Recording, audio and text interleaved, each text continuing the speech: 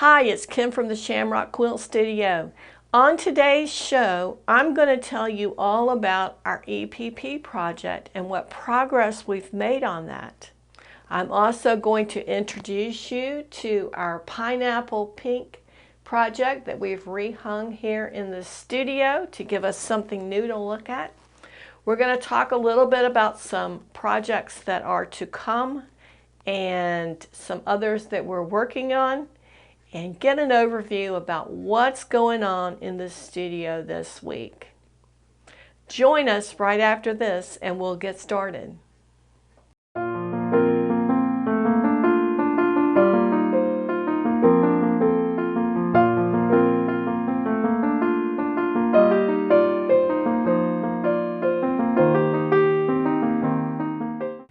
And welcome back to the Shamrock Quilt Studio.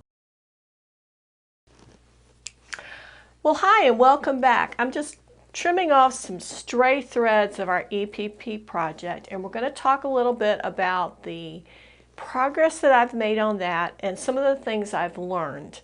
I don't have any new design on this yet, simply because as it gets larger, there are more pieces to sew on before you can change that design element. But before we get into the details about this, I want to tell you about the project that's hanging on the wall. This is something I call pineapple pink, and it is a pineapple block, and it is made in just 4 fabrics. It has a dark pink center to the blocks. It has the pink in the middle. The white is the alternate fabric, as is the green, which we've also used to bind it. And this particular project has a solid pink backing on it. Now, this is a very easy project to put together. There is a template that you can use to get your trimming and your positioning correct, which I found to be very helpful, but it is not absolutely necessary. And if you like this project, I'll tell you that it came together really quickly. It's a lot of pieces of fabric, but beyond that, it's a very simple and repetitive design to sew together. So check back on our playlist to get all the details about pineapple pink. Now, back to our EPP.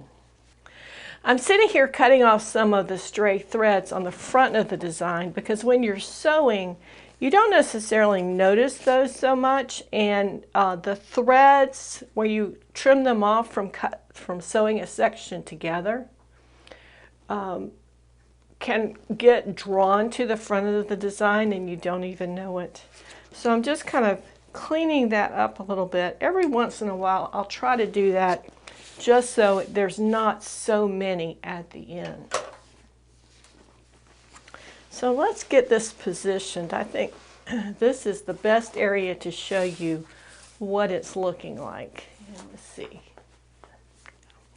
Okay, so we started with the pattern fabric in the center, and we've worked out from that, adding on the pink and the very light green diamonds. And then we added in a 2-piece, almost an arrow design in between those to set those off. And now we've moved on and we are adding in the little butterfly shaped designs into that, and we're alternating the V shapes here with the 2 colors. Now the game plan is, once we finish this all the way around to this specific type of design, then we're going to start adding in these pieces, and this is the next darker green that we have. Now I'll tell you, we do have a lot of these really dark greens, and I'm beginning to question whether we should have those or how we should use those with this design, because it's quickly getting rather large. I think right now we're probably at 36 to maybe, yeah, about 36 inches from point to point across.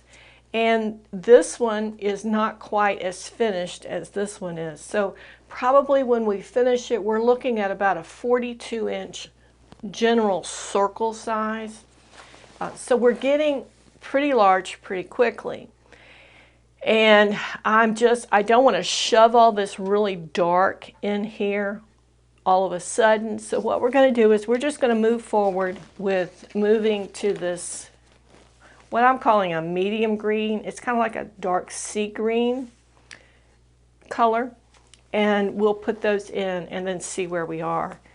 Again, this has been very interesting to put together as we finish a circle and then sit down and try to figure out what should come next, what looks right. And I've changed it up a couple of times as we're moving into the larger sizes, because what I thought would look really good, what I thought would work well together, doesn't necessarily come out the way you think it should.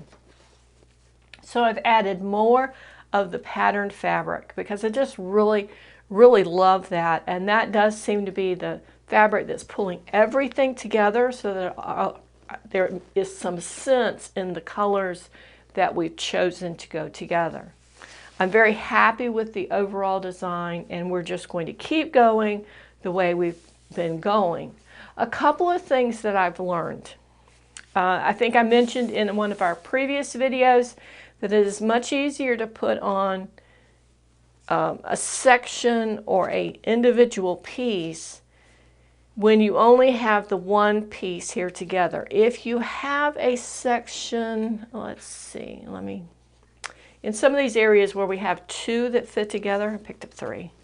If you sew the 2 on with the broader angle here and try to fit that in, that's a little more difficult to get it to line up just right. So I found a single point or a single piece sews in much nicer. And if I'm sewing pieces together, we'll use these 2 again, and I can line up 2 in a linear design to sew them in, they go much quicker. So there are a couple of tricks there that I've learned in sewing this together. It's not necessarily advantageous to put in one piece at a time. Sometimes putting in several at a time works well. Let's say if I were going to sew this in, what I can do is position this point in and sew both of these at one time instead of having to sew one, knot it off, cut the string, re-knot it, and then sew the other one.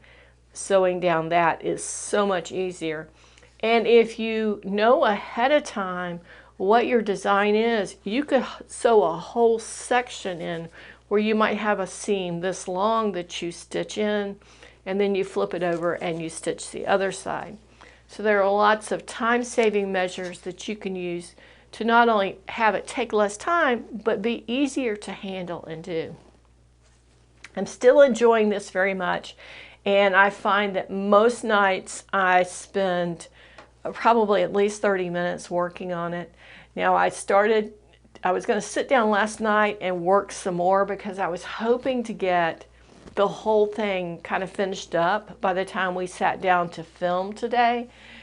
But it just takes longer to sew it than you think it's going to. And I ran out of white pieces. I think I mentioned last time that this thing is eating the white pieces really quickly, and it certainly is.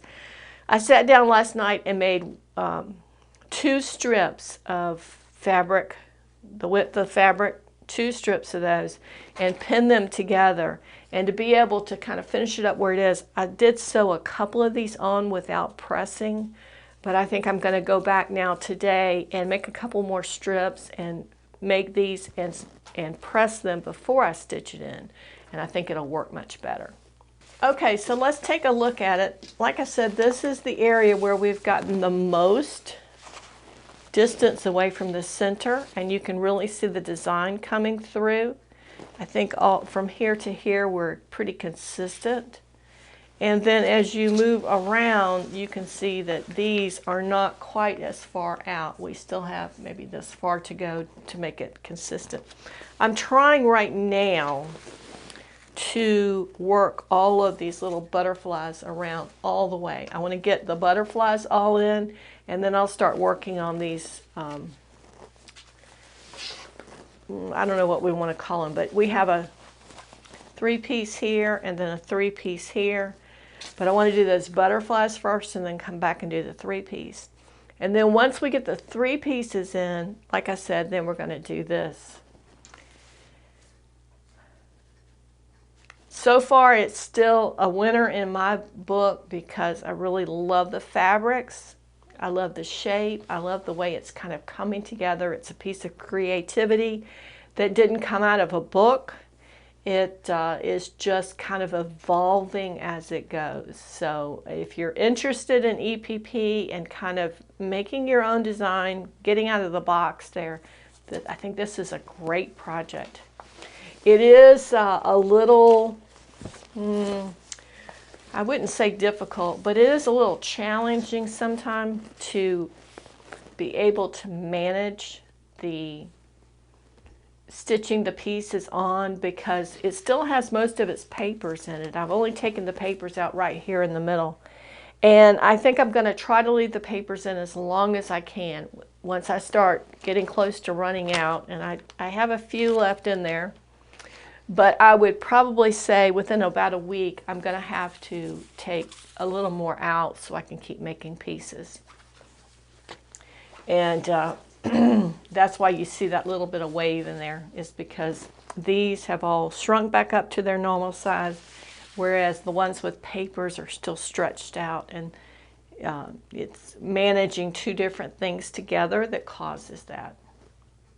Okay, I think that's about all today. If you're working on an EPP project and you'd like to share a picture with it, please send us a picture.